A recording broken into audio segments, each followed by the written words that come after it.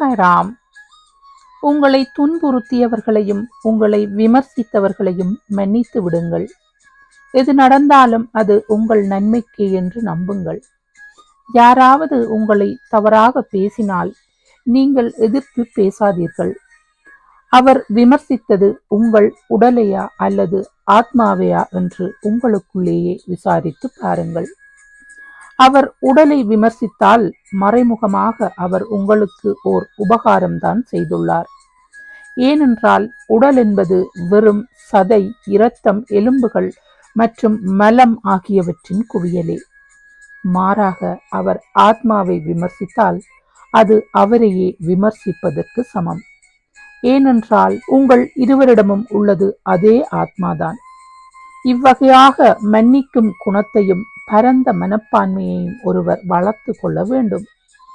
அன்பின் திருவுருவங்களே, உடல் பற்றால் எழும் அறியாமை இருளை அகற்றுபவரே குரு. உடல் ஒரு கருவி மட்டுமே.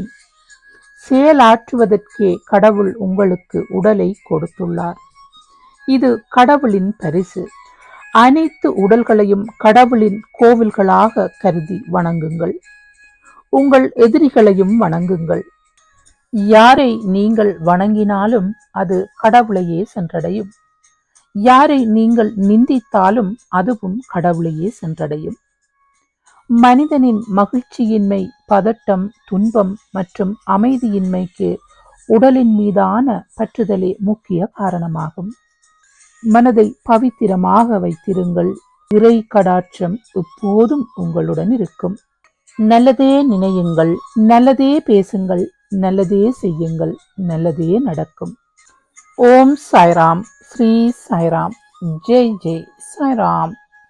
ஸ்ரீ சாயை பணிக.